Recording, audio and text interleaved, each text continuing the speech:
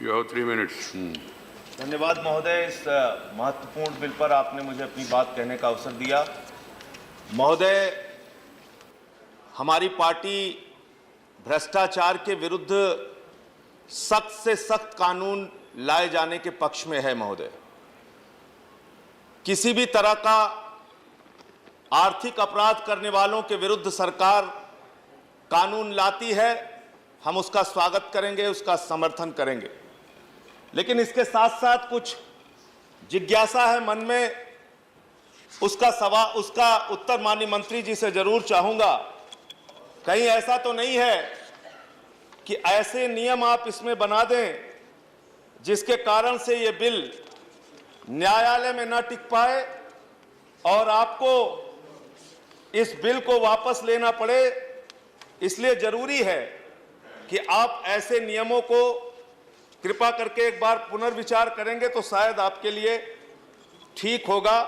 धारा 14 उपधारा का किसी व्यक्ति की भगोड़ा आर्थिक अपराधी के रूप में घोषणा पर भारत में कोई न्यायालय या अधिकरण उसके समक्ष किसी सिविल कार्रवाई में ऐसे व्यक्ति को कोई सिविल दावा प्रस्तुत करने या उसकी प्रतिरक्षा करने से अननुज्ञात कर सकेगा।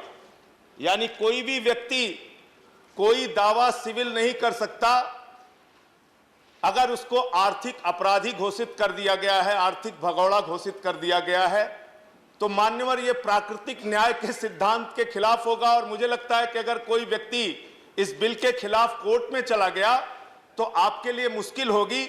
मुझे कुछ नहीं कहना है, सरकार को तय करना है इस पर आप क्या निर्णय लेंगे।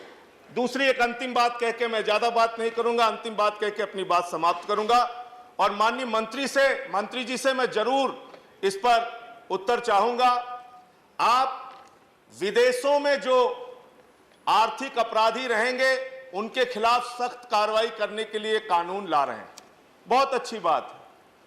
जो हिंदुस्तान के अंदर आर्थिक अपराध कर कर बैठे हुए लोग हैं उनको आप विदेश जाने से कैसे रोकेंगे, इसके बारे में इस कानून में कुछ भी नहीं कहा गया है। मैंने एक सामान्य सा सुझाव माननीय मंत्री जी आपको भी पत्र लिखा था और आपके ईडी डिपार्टमेंट को भी पत्र लिखा था, नाम सहित पत्र लिखा था। और कई बार हम लोग नाम लेने पर भुक्तभोगी भी हो जाते हैं।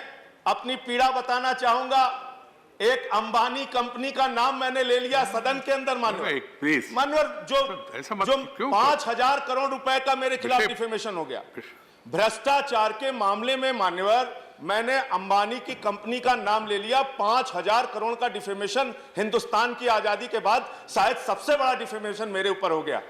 मैं इसलिए आपसे कहना चाहता हूं मंत्री जी, मैंने एक सूची दी थी जिसमें 8,55,000 करोड़ रुपए के बैंकों के बकायेदारों की सूची है।